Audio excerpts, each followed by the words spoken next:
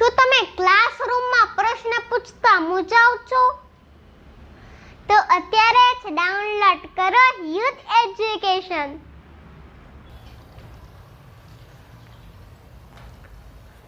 નમસ્કાર વિદ્યાર્થી મિત્રો, હું છું ડીએ પંપાણિયા અને આપ નિહાળી રહ્યા છો અમારી ચેનલ ઉપર. વિષય છે ભૂગોળ. પ્રકરણ નંબર છે આપણું 7 ધોરણ 11 અને એ પ્રકરણનું નામ છે ભૂમિ સ્વરૂપો. મિત્રો, આપણે 6 ચેપ્ટર જે આપણા સિલેબસ પ્રમાણે 6 ચેપ્ટર અને 15મું નકશા, અર્થ અને પ્રકારો એ અંગેની ચર્ચાઓ કરી. હવે આજે આપણે એક નવા ચેપ્ટર વિશે વાત કરવા જઈ રહ્યા છે, ત્યારે સૌ વિદ્યાર્થીઓને આ ચેનલ ઉપરથી હાર્દિક સ્વાગત કરવામાં આવે છે. અને મિત્રો, આ ચેનલ ઉપરથી ઘણી બધી પ્રોસેસ એ વિદ્યાર્થીને એટલે કે શિક્ષણ જગત સાથે સંકળાયેલા લોકોની જે અપડેટ્સ છે એ તમને મળતી રહેશે. તો જો મારો વિડીયો તમને પસંદ પડે તો મને લાઈક આપજો. તો આવો શરૂઆત કરીએ. પ્રકરણ નંબર 7 ભૂમિ સ્વરૂપો. ભૂમિ સ્વરૂપોની વાત કરતા પહેલા પૃથ્વીનો ઉદ્ભવ અને તેની આંતરિક રચના એ અંગેનું ચેપ્ટર આપણે ભણી ગયા. એની અંદર એક સ્પષ્ટ વાત કહેવામાં આવી કે પૃથ્વી પર પ્રથમ, દ્વિતીય અને તૃતીય એ 3 શ્રેણીના ભૂમિ સ્વરૂપોની એ રચના થઈ.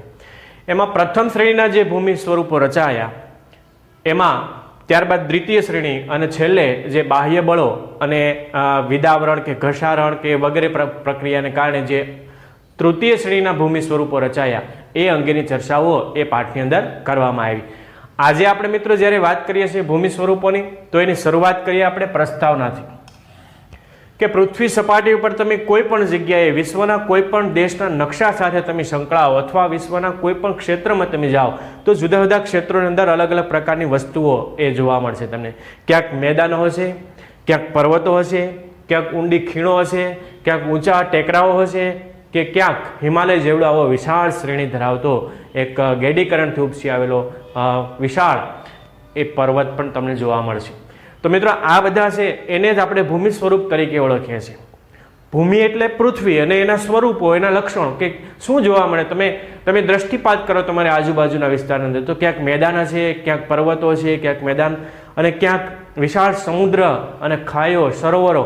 આ બધું જ જે રચાયું ને એ અંગેની આપણે ચર્ચાઓ કરવા છે અને એના ભૌગોલિક દ્રષ્ટિએ કેવા કેવા નામ આપવામાં આવ્યા છે એ અંગેની વાત આ લેક્ચરની અંદર અને આ આપણું જે 7મું ચેપ્ટર છે ધોરણ 11ના વિદ્યાર્થી માટે, એની અંદર આપણે આ ચર્ચા કરવાની છે. કેટલાકને એવા આકાર, પર્વત કોને કહેશું આપણે, મેદાન કોને કહેવાય. આપણે કહીએ કે ચાલો આ મેદાન છે, પણ ભૂગોળની ભાષાની અંદર મેદાનની એક ચોક્કસ પ્રકારની વ્યાખ્યા આપવામાં આવી છે વિદ્યાર્થીઓ, અને એ વ્યાખ્યાને આધારે જેને મેદાન કે પર્વત કે ઉચ્ચ પ્રદેશ એને કહી શકાય.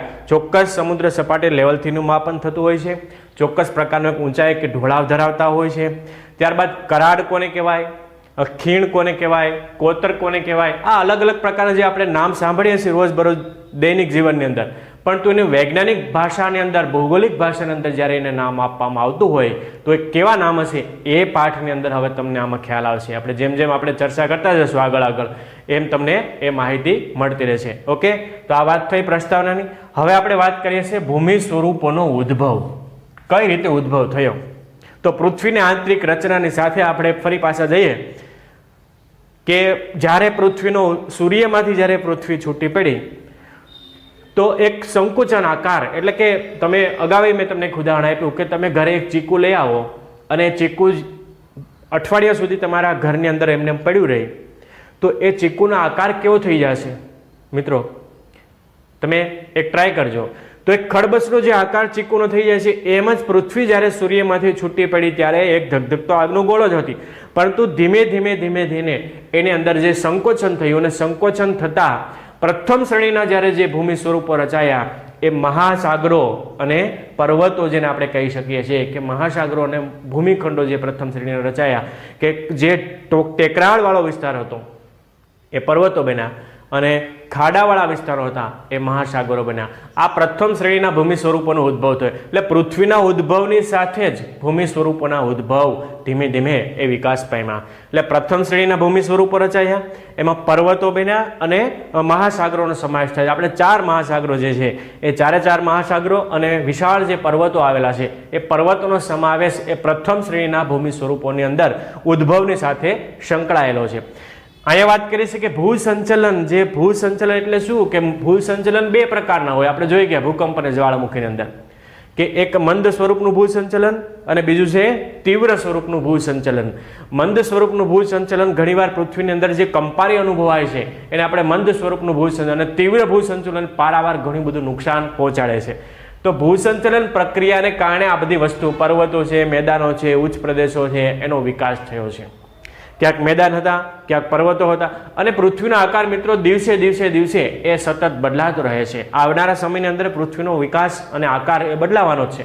એટલે કે એ ભૂસંચલનની પ્રક્રિયાને કારણે આ વસ્તુ અસ્તિત્વમાં આવી.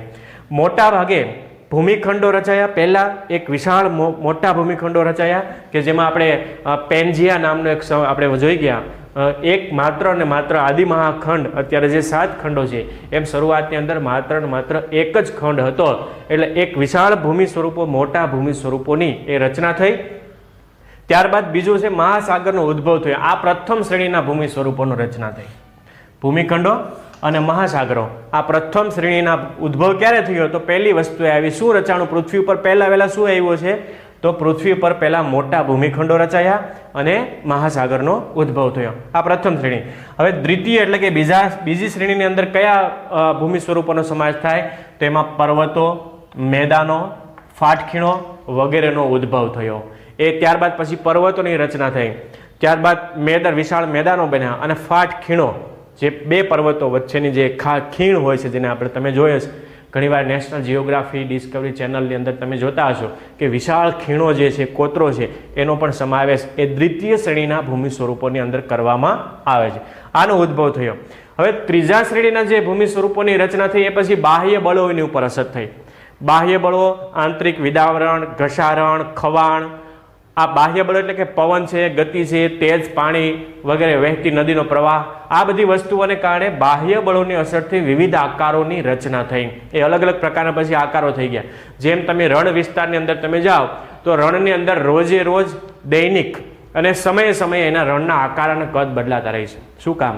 કે પવનને કારણે રણની અંદર સરસ મજાના રેતીના ઢુવાઓ છે એની રચના થાય છે. તમે સવારે રણ કોઈ વિસ્તારની અંદર જાઓ અને પછી બપોર પછી પાછા તમે જાઓ તો રણ વિસ્તારના આખી આકાર અને રચનાની અંદર ફેરફાર થઈ ગયા છે.